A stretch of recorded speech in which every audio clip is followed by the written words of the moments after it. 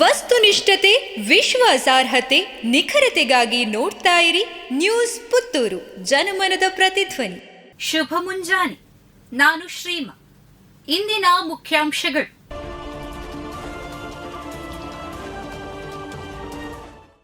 ಮೋದಿ ಅವರ ದೃಢ ನಿಶ್ಚಯ, ಅಭಿವೃದ್ಧಿ ಪರ ಅಜೆಂಡಾ ದೆಹಲಿಯಲ್ಲಿ ಬಿಜೆಪಿ ಗೆಲುವಿಗೆ ಕಾರಣ ಎಂದು ಹೇಳಿಕೆ ನೀಡಿದ ಡಿವಿ ಸದಾನಂದ ಗೌಡ.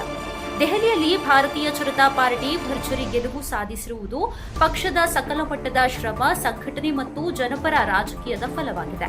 ಪ್ರಧಾನಮಂತ್ರಿ ನರೇಂದ್ರ ಮೋದಿಜಿ ಅವರ ದೃಢ ನಿಶ್ಚಯ, ಅಭಿವೃದ್ಧಿ ಪರ ಅಜೆಂಡಾ ಮತ್ತು ಕೇಂದ್ರ ಸರ್ಕಾರದ ಸಮರ್ಥ ಕಾರ್ಯಪದ್ಧತಿ ಜನತೆಯ ವಿಶ್ವಾಸವನ್ನ ಮತ್ತೆ ಗಳಿಸಿತು.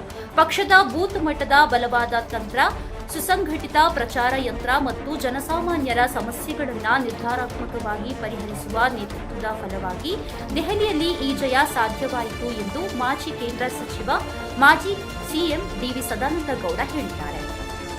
ಆನಡ್ಕ ಪುತ್ತೂರು ಬಸ್ ಮತ್ತೆ ಸ್ಥಗಿತ, ಅಧಿಕಾರಿಗಳಿಗೆ ಬಿಸಿ ಮುಟ್ಟಿಸಲು ತಯಾರಾದ ಪ್ರಯಾಣಿಕರು. ಆನಡ್ಕದಿಂದ ಪುತ್ತೂರಿಗೆ ಹಲವು ಸಮಯಗಳಿಂದ ಬಾರದೇ ಇದ್ದ ಬಸ್ಸಿನ ಸಂಚಾರವನ್ನ ಗ್ರಾಮಸ್ಥರ ಪ್ರತಿಭಟನೆಯ ಎಚ್ಚರಿಕೆಗೆ ಮಣಿದು ಆರಂಭಗೊಳಿಸಿದಾದರೂ ಇದೀಗ ಮತ್ತೆ ಬಸ್ ಸಂಚಾರ ಸ್ಥಗಿತಗೊಂಡಿರುವ ಬಗ್ಗೆ ಪ್ರಯಾಣಿಕರು ದಿಗ್ಭ್ರಮೆ ವ್ಯಕ್ತಪಡಿಸಿದ್ದು, ಪ್ರತಿಭಟನೆಗೆ ಸಿದ್ಧತೆ ನಡೆಯುತ್ತಿದೆ ಎಂದು ಕೇಳಿಬಂದಿದೆ. ಆನಡ್ಕ ಪುತ್ತೂರು ಭಾಗಕ್ಕೆ ಬೆಳಗ್ಗೆ 8 ಗಂಟೆಗೆ ಹೊರಡುವ ಬಸ್ ಇಲ್ಲ ಎಂಬ ಮಾಹಿತಿ ಒಂದು ವಾರ ಹಿಂದೆ ಕೇಳಿದ್ದೇವೆ. ಇದರಿಂದ ವಿದ್ಯಾರ್ಥಿಗಳಿಗೆ ಶಾಲಾ ಕಾಲೇಜುಗಳಿಗೆ ತೆರಳಲು ಸಮಸ್ಯೆಗಳಾಗಿವೆ. ಈ ಕಾರಣ ಬಸ್ ಹಾಕಲೇಬೇಕು, ಇಲ್ಲದಿದ್ದಲ್ಲಿ ಸಾರ್ವಜನಿಕರು ಸೇರಿ ಪ್ರತಿಭಟನೆಯನ್ನ ಮಾಡುತ್ತೇವೆ ಎಂಬ ಎಚ್ಚರಿಕೆಯನ್ನ ನೀಡಿದ್ದರು. ಆ ಸಂದರ್ಭಕ್ಕೆ ಪ್ರತಿಭಟನೆಯ ಎಚ್ಚರಿಕೆಗೆ ಮಣಿದು ಸಂಚಾರ ಆರಂಭಗೊಂಡು ಪ್ರಯಾಣಿಕರು ಖುಷಿಯಾಗಿದ್ದರು. ಇದೀಗ ಮತ್ತೆ ಬಸ್ ಸಂಚಾರದ ಕಣ್ಣಾಮುಚ್ಚಾಲೆ ಆರಂಭಗೊಂಡಿದ್ದು ಸಮರ್ಪಕ ಸಂಚಾರ ಅಸ್ತವ್ಯಸ್ತಗೊಂಡಿದೆ. ಈ ಬಗ್ಗೆ ಆಕ್ರೋಶಿತರಾದ ಪ್ರಯಾಣಿಕರು ಮತ್ತೆ ರಸ್ತೆ ತಡೆ ಮಾಡಿ ಅಧಿಕಾರಿಗಳಿಗೆ ಬಿಸಿ ಮುಟ್ಟಿಸುವ, ಆ ಮೂಲಕ ಸುಗಮ ಸಂಚಾರ ವ್ಯವಸ್ಥೆಯನ್ನ ಮಾಡಿಕೊಡುವವರೆಗೆ ಹೋರಾಟ ನಡೆಸಲು ನಿರ್ಧರಿಸಿದ್ದಾರೆ. ಪುತ್ತೂರು ಸಾಂತ್ವನ ಕೇಂದ್ರ ಕಟ್ಟಡದ ದುರಸ್ತಿ ಕಾಮಗಾರಿ ಆರಂಭ, ಹಲವು ವರ್ಷಗಳ ಬೇಡಿಕೆ ಕೊನೆಗೂ ಈಡೇರಿತು. ಕಳೆದ ಹಲವು ವರ್ಷಗಳಿಂದ ನೆನೆಗುದಿಗೆ ಬಿದ್ದಿದ್ದ ಪುತ್ತೂರು ಸಾಂತ್ವನ ಕೇಂದ್ರ ಕಟ್ಟಡದ ದುರಸ್ತಿ ಕಾಮಗಾರಿಗೆ ಸೋಮವಾರ ಚಾಲನೆ ದೊರಕಿದೆ. ಪುತ್ತೂರಿನ ಶಾಸಕರ ಕಚೇರಿಯ ಪಕ್ಕದಲ್ಲಿರುವ ನಗರಸಭಾ ಸುಪರ್ದಿಗೆ ಒಳಪಟ್ಟಿರುವ ಸಾಂತ್ವನ ಕೇಂದ್ರವು ಈ ಹಿಂದೆ ಅಕ್ಷರ ಕರಾವಳಿ ಸದನವಾಗಿ ನಿರ್ಮಾಣಗೊಂಡಿದೆ. ಸಾಕ್ಷರತಾ ಯೋಜನೆ ಪೂರ್ಣಗೊಂಡ ಬಳಿಕ ಅದನ್ನ ಸಾಂತ್ವನ ಕೇಂದ್ರಕ್ಕೆ ನೀಡಲಾಗಿದ್ದ ಬಳಿಕ ಹಲವು ವರ್ಷಗಳ ಕಾಲ ಇಲ್ಲಿ ಸಾಂತ್ವನ ಕೇಂದ್ರವು ನಡೆಸಲ್ಪಡುತ್ತಿತ್ತು.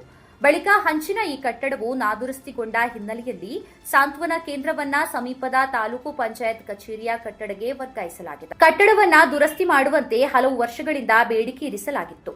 ಕಟ್ಟಡದ ಕೊರತೆ ಇರುವ ಕಾರಣ ಸಾಂತ್ವನ ಕೇಂದ್ರವನ್ನ ತಾಲೂಕು ಪಂಚಾಯತ್ ಕಟ್ಟಡಕ್ಕೆ ಸ್ಥಳಾಂತರ ಮಾಡಲಾಗಿದೆ.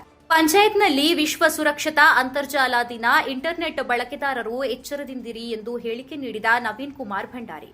ತಾಲೂಕು ಪಂಚಾಯತ್ ಸಭಾಂಗಣದಲ್ಲಿ ಎಲೆಕ್ಟ್ರಾನಿಕ್ಸ್ ಮತ್ತು ಮಾಹಿತಿ ತಂತ್ರಜ್ಞಾನ ಇಲಾಖೆ, ತಾಲೂಕು ಪಂಚಾಯತ್ ಪುತ್ತೂರು ವತಿಯಿಂದ ವಿಶ್ವ ಸುರಕ್ಷತಾ ಅಂತರ್ಜಾಲ ದಿನ ಆಚರಿಸಲಾಯಿತು. ಜಗತ್ತು ಇಂಟರ್ನೆಟ್ ಎಂಬ ಜಾಲದಲ್ಲಿ ಮುಳುಗಿದ್ದು, ಪ್ರಸ್ತುತ ವಿವಿಧ ರೀತಿಯಲ್ಲಿ ವಂಚಿಸುವ ಜಾಲವೇ ಸಮಾಜವನ್ನ ಕಾಡುತ್ತಿದೆ. ಆದ್ದರಿಂದ ಇಂಟರ್ನೆಟ್ ಬಳಕೆದಾರರು ಎಚ್ಚರಿಕೆಯಿಂದ ಇರಬೇಕು ಎಂದು ಪುತ್ತೂರು ತಾಲೂಕು ಪಂಚಾಯತ್ ಕಾರ್ಯನಿರ್ವಾಹಕ ಅಧಿಕಾರಿ ನವೀನ್ ಭಂಡಾರಿ ತಿಳಿಸಿದರು. ಕಾರ್ಯಕ್ರಮದಲ್ಲಿ ಪವರ್ ಪಾಯಿಂಟ್ ಪ್ರೆಸೆಂಟೇಷನ್ ಮೂಲಕ ಸೈಬರ್ ಅಪರಾಧಗಳ ಜಾಗೃತಿ ಮೂಡಿಸಲಾಯಿತು. ಪ್ರತಿದಿನದ ಸುದ್ದಿಗಳಿಗಾಗಿ ನೋಡ್ತಾ ಇರಿ ನ್ಯೂಸ್ ಪುತ್ತೂರು, ಜನಮನದ ಪ್ರತಿಧ್ವನಿ.